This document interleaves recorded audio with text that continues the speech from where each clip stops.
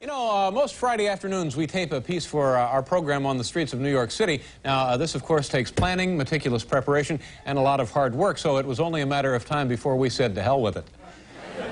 Instead, we decided to wander around aimlessly, pick up a couple of strangers, and hang around with them all afternoon. And here, boys and girls, is what happened. Hi. Oh, how are you today? Good, how are you? Pretty good. What's your name? Right outside their hotel, we met Neil Bordy and Tanya Anderson, just in from Louisville, Kentucky for a weekend vacation. What are you doing right now? We're just getting ready to go out and do a little sightseeing. And would you mind if we came along with you?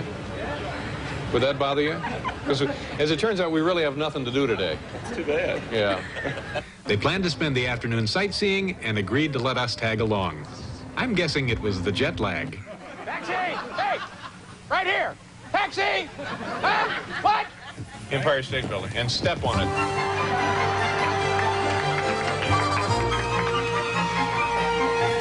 Nice view, huh? Look at it. Yeah, yeah. That's the Lincoln Memorial over there. Yeah. Which one? Right over there. See those twin towers? That's Lincoln and his wife.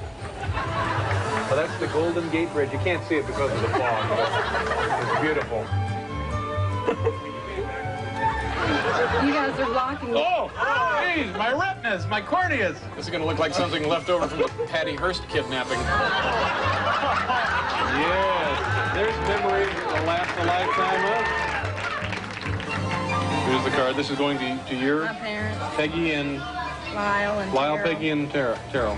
And it says, New York is horrible, the people are nasty, the city is dirty, and everyone is very mean. Dave, how you doing? Good, Dave? how are you? I want you to meet some people, some friends of mine. All right. They're in town from Louisville. This is Neil and his girlfriend, Tanya. Neil, Tanya, why don't you come on in? Peach margaritas. Do you know about Trump Tower? A little. You just heard of it? And you know, Donald Trump's in the news all the Is he really? He just saved some... He's shoving people out of their homes. Yeah. We watched 60 Minutes a year ago.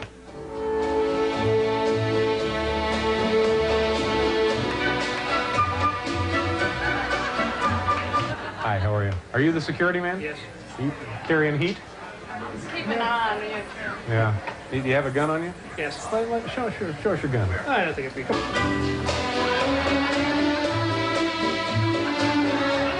Let me pat you down. No, come on, no, come on we over. don't Come here. necessarily. Come on over No, here. no. Let me just see if I can find where your gun is. Please. No.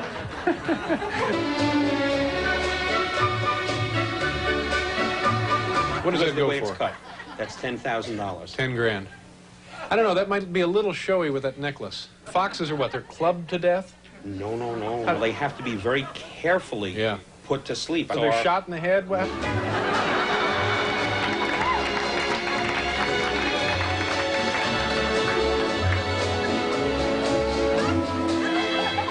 Thank you very much. Go on in. Thank you again. Oh my gosh. Don, Dave Letterman. Nice to see you. How are you? Nice seeing you. Nice. Would you like to come into the office? Yeah, let's go into the office. Because I need to talk to you about the heating in my building, Don. Don, where is Doug Flutie, for heaven's sakes? Doug! Where the hell do you have him? All right, I have one more question, and then we're out of here. It's the middle of a Friday afternoon. You didn't know we were coming. Absolutely. You said, come on up. How busy can you be? I'm not busy. I have nothing to do. You know my truth? I have nothing to do. I wish I had more to do. What would you be doing I if think you I'll could go to do it? Louisville. You should. We'll do a couple of real estate deals in Louisville. There's a spot over here down on the carpet. Look into that. Thank you very much. Bye-bye. All right, let's get out of here. Don't touch anything. Let's go. Let's keep going. That's about it. And after this, you're pretty much on your own. Nice meeting you. right. Take Thank care. you. Have a good time. Thank you. Bye-bye. Bye-bye. Keep your hand on your wallet. All right, bye-bye.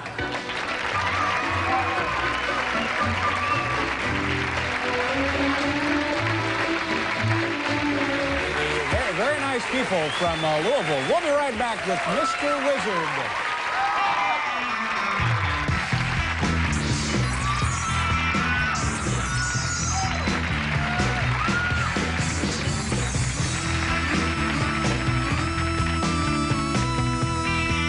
Has enough money to give everyone in the audience tonight $1 million.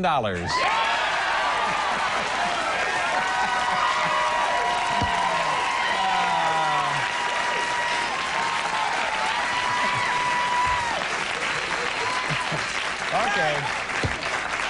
Okay, we'll see what kind of mood he's in. Ladies and gentlemen, please welcome the author of this book right here, Trump, The Art of the Deal, Donald Trump. Hi, Donald. Good to see you. Nice of you to stop by. Thank you, David. You know, at the beginning of the show, I said you either love him or you hate him. Now, do you find that that's true, or does everybody love you, or does everybody hate you? No, most people love me, and a few really have great distaste for me, David. And why is it that those people, that few, would not care for you? Because you're so successful? I can't imagine. No, I don't think so. It's just I sort of speak my mind a little bit like you in that respect. Yeah. A little bit like A little bit like me. Not too much, hopefully. How much are you worth right now as you're sitting right here? Zero idea, David. It depends on what's happening with the world and the market. But the $1 million for each person in the audience sounds like it could be an intriguing idea. Yeah.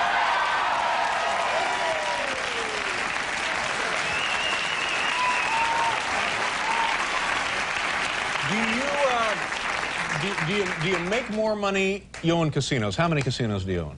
We have 4 casinos. 4 casinos in Atlanta? Paradise Island, Atlantic City, and it's really been very fabulous. Now, do you make more money from the casinos or more money in real estate development? Well, probably real estate in a sense, but real estate is an appreciation business, whereas the casinos are cash flow, and I don't know, I never really even think of it in those terms. I try doing a great job. I think we have the best hotel casinos in the world, and hopefully I have the best real estate in the world with Trump Tower and everything, and that's what I like. That's all right, now let's get back to the assessment of your wealth for a second. If you had to liquidate, if you just decided I'm going somewhere else, I'm going to live in a trailer, and you wanted to sell off, everything, you'd start with your real estate development, all of your real estate holdings, and whatever else you have, your casinos, so on and so forth. You sold everything. Right. How big would that check be that you put in your pocket when you headed west for the trailer? Well, I hate to disappoint, but I have zero idea, David. How come this seat is at such a low level? You know, I'm looking at him. He's got this stage rigged, folks. No. But that seat is a good half, 6 inches higher than my seat. And so am I. Huh? I see. But no, I'm serious. I think that this... I'm not going to get you off that subject. No, this is... I think this is the kind of thing that people love to fantasize about, because you were unquestionably one of the most successful men in the country, if not the world, and also one of the wealthiest. So, give us a figure that we might ponder here. You'll never get it out of me, David. You'll never get it out of me. You'll try, but you'll never get it. Let's get something like how we're going to become more successful. Let's talk about that. I read something this afternoon that said in the bank right now you have $500 million in cash. In cash. Is that a fair? Which paper did you read that in? Well, I can't divulge those sources. You have to give me the newspaper. No, just tell me, is that not true, or is that close? Am I nuts here? Well, I don't know. You have to tell me where you got that, David. This is a very unusual interview, folks. You won't put a figure, just an imaginary figure? Never would. $1 billion. You're worth $1 billion? Perhaps. Perhaps. Perhaps. Are we the low side of perhaps or the high side of?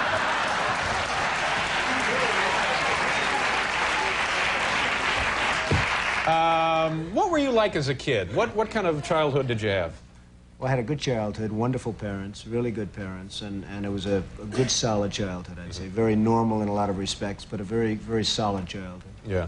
From the standpoint of family, you know. Are you a driven person? Do you jump out of bed in the morning and just... I don't think of myself as driven. I'm fortunate. I don't need lots of sleep like some people, and some people don't. I don't need that. I would say that I'm somebody that enjoys what I do, and I enjoy it so much that perhaps I do it well. But I really enjoy what I do. I don't like to think of myself as driven. I don't like to think of myself really as ambitious. I just enjoy what I do, Dave. Is what you do something you've always wanted to do? I know your father was and still is a real estate developer. My father was in the real estate business, and I've been in that and other businesses and different things.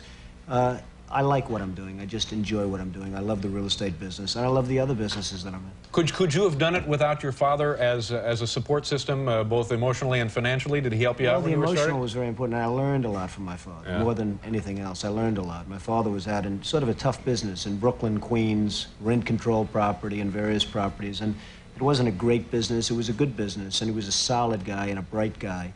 And I learned a lot from my father. And I think in terms of support, that would be the #1 thing that I got from my father. Have you had failures, big failures?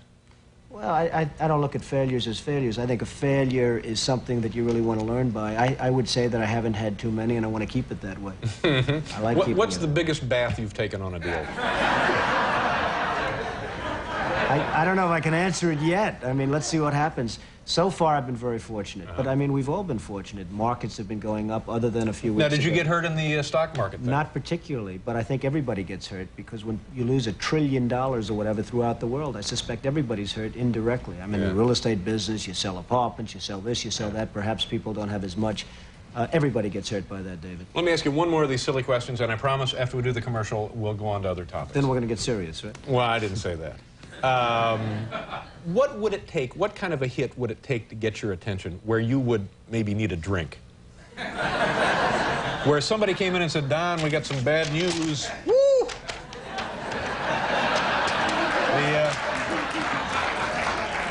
That's 7-Eleven in Akron. Well, what? Hopefully, David, I wouldn't be in a position where I'd have to take that kind of a... I know that. I know. We're just pretending. I just want to tell you that... You act like you're running for something. No. We'll do a commercial. We'll let him think some of these over and try and get a straight answer.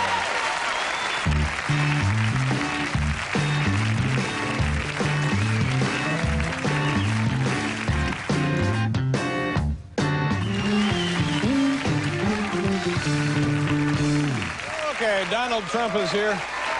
You're on the cover of the new issue of People magazine. I don't know what I'm beating around the bush here. I don't know why you're being so goofy about this. It says on the cover, you're a billionaire. It at does 41. say that? Yeah. Well, if so would people you says it, I would have to believe it. When people say so... what's the deal with you and Ed Koch? Is this an old irritation between the two of you, or is this something new? No, it's really not. Ed Koch is a man who I've liked at some points in terms of... I have no objection to Ed except for one thing. He's not a very capable or competent mayor. He's done a fine job.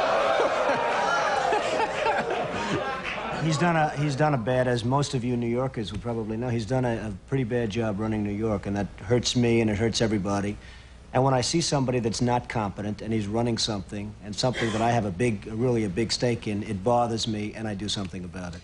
Are you speaking from a position of somebody who has a lot of really special interest in the city? No, it's not I do have a special interest. I have a special interest in New York. New York City is a hot city. It's a great city. It's the greatest city in the world, according to many, and according you're here, and we're also here. Right. And I hate to see some of the things happening with New York that have happened under the Koch administration. So I hit him pretty hard in the book, but I hit him fairly in the book. I hit him very fairly. Yeah. Probably very hard in the book, but very fairly. Is it kind of a pointless defense to say that this city is so big that it is actually unmanageable to a certain extent, and he's doing the best he can, sort of just tending it day to day? No, I don't think so. I mean, I hope that's never a defense of anybody. I did the Woolman skating rink in 4 months for $2 million or $2.5 million. They started 7 years before that and were unable to build it. I think they spent something like $15 million. This is a huge ice skating facility in Central Park, which the city was... 7 years. 7 years. 7 years, they could not get it open. They could not build it, Yeah. and we did it in 4 months. So, you know, you say, hey, it's big and everything else, and give them a little bit more time, but the fact is, that's a disgrace. The zoos are a disgrace. The subways, the schools. It's really, David, it's really management. It's management, it's competence, it's capability, it's just basic ability, and Ed Koch doesn't have it. Yeah, but you're speaking again from the over-the-fence in private enterprise. He's trying to run a municipal administration. It can be done. You think it could be done? Absolutely. By the right person, it could be done. Yeah. Any thoughts? I mean, would you want to be mayor of this city? No, I wouldn't want to be mayor. It'd run very well if I was mayor, but I would not want to be the mayor of New York. Is there something you do want? No, I just want to keep doing what I'm doing. I mean, Yeah. I'm on your show. You're a fantastic show. You're a star in my book. Everyone's talking about... Yeah, I know. I appreciate that. We wrote all about David in the big book. Now, that's another Pretty thing. surprised We to see came that. up to you that one afternoon, completely unannounced. We were in the lobby of the Trump Tower facility up the road there, and we just called up and said, can we come up and see Don? And they said, come on up. Absolutely. Now, how busy can you be? I'm not busy at all. But you That were was actually, a lot of fun, by the way. Yeah, it Your was fun. coming up was a lot of fun. And I must say, I thought that was very gracious of you to do, because obviously you got a lot better things to do than goof around with me. You're right. Yeah. And what about the, are people trying to draft you to run for president up in New Hampshire? Well, I guess a lot of people want to see this country. It's a shame what's happening. Japan, Saudi Arabia, Kuwait, everybody's taking advantage of the United States. People know that if certain people are running a country, that it won't happen. I mean, when you look at Japan, not paying for the defense, we're defending Japan. We're losing billions and billions of dollars. We're fighting for AIDS help and for farmers and for this and that. And it's a shame. And the Japanese folks, who I respect greatly, but they're not treating us fairly. They're really not treating us fairly. Kuwait, Saudi Arabia, they're not paying us anything for the services we're rendering, and I think it's a disgrace. And I think people look at certain people, and maybe me, if I were in a position, this country, believe me, would not be ripped off like it is. And it is just being ripped off so badly by our so-called allies. Yeah. So that's a pretty strong statement. So now, are you saying I don't think it's that strong. I think it's fair. And by the way, I have tremendous respect for the Japanese. I do a lot of business with the Japanese. And they smile about it, too. They know it. The country is losing billions and billions of dollars to Japan, and we can't afford to lose. And it's a shame. It's But a so shame now, are you saying this by way of indicating that you could do it better, and you do intend to run for president at some point? No, I'm not going to run for president, but I think somebody Now, could in 8 years, if you came back, would you have a different answer? In 4 years, I if you tend to came back? doubt it. I really tend Really? to doubt it. But I just think that there are so many ways that this country can straighten itself out, and we're not going about those ways. Cutting farm aid is not the appropriate thing. Cutting help for the homeless and help for the poor and welfare. Certain things can be done that really will mean big dollars to this country, and those things are not being done right now. Let me ask you one other question, because I know you have other appointments and stuff to get to. If you go to dinner and the bill is like, say, $25, how much of a tip would you throw down? Well, you know, the way I feel about tips, if somebody does a super job, I give more than anyone. And if somebody does a lousy job, I probably give less than anybody. And that's the way I feel about life. Life should be, you should be rewarded for competence and capability and doing a job and having a smile on your face, maybe, if that's the case. And I'm a pretty good tipper when somebody's good, and I'm a pretty lousy tipper if somebody's not good. So that's the way it is. But, you know, sitting here listening to this stuff, it seems to me you are dying to get to some public platform to superimpose those feelings upon the American awareness. Well, maybe so, but I'm not. I would like to have the feelings known and let somebody else do it, and it can be done. If the ball's carried correctly, it can be done. Yeah, but if you want something done right, do it yourself. Here is the book. It's Trump, the Art of the Deal, and this is Donald Trump. Donald, thank you very much for coming out. We'll be right back.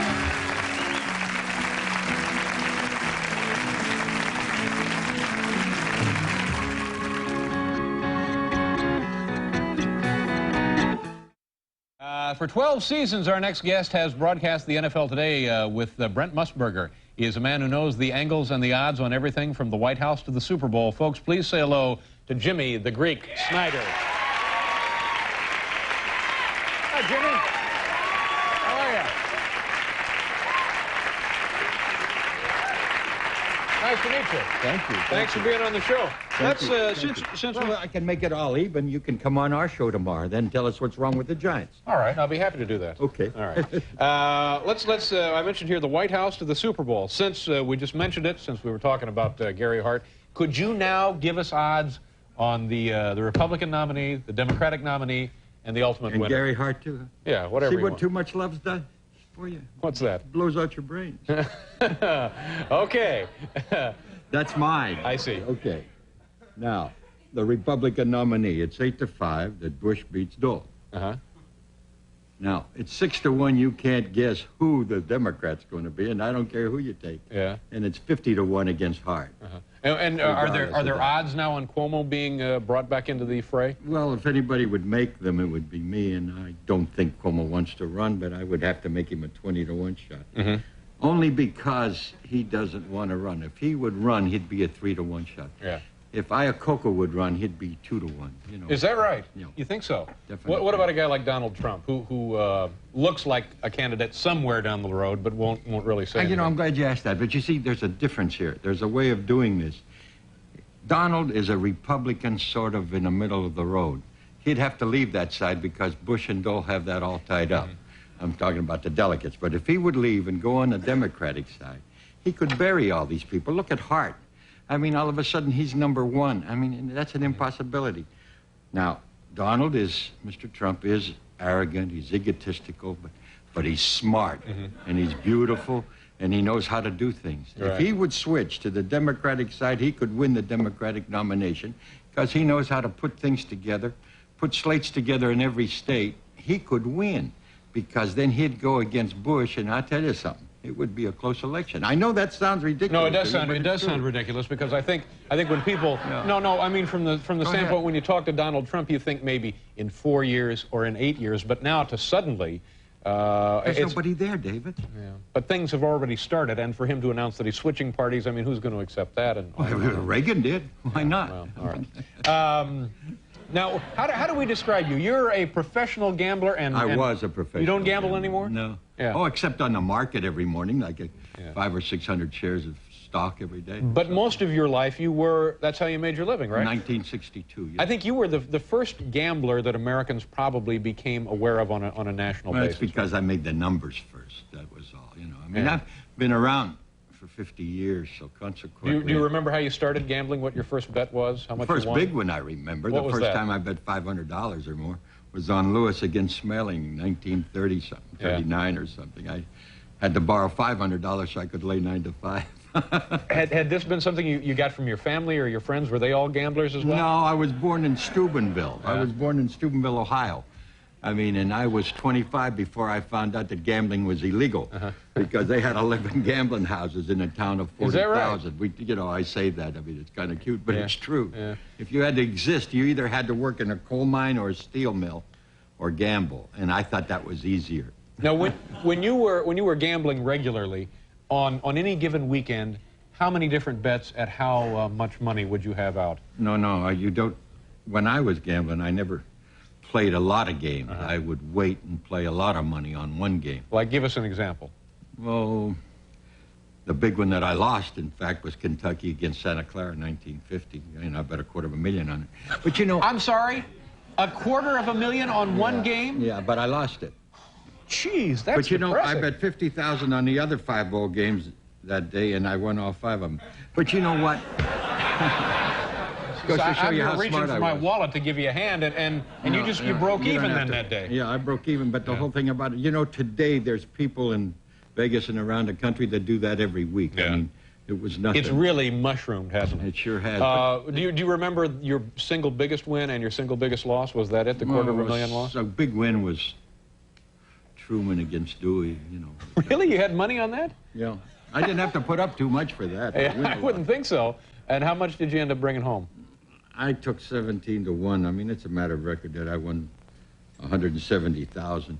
But Winchell was around, and somebody, you know, by the time the story was told and retold, he had me winning $1,700,000, and I had the IRS on my back for about 7 years after that. How are you and Brent getting along? Wasn't there about 5 years ago, you guys got into a scuffle in a bar or something? Now listen, we've been together for almost 13 years. We're entitled to one argument. I mean, you know, you have that many arguments with your wife every week. No, Brent said something he shouldn't have said, and I did something I shouldn't have done. He and I are the closest of friends. I saw him on your show. But somebody did get punched, right? Well, it was about even. All right, a little punch out. Did you hear that, Paul? We're entitled to one punch out.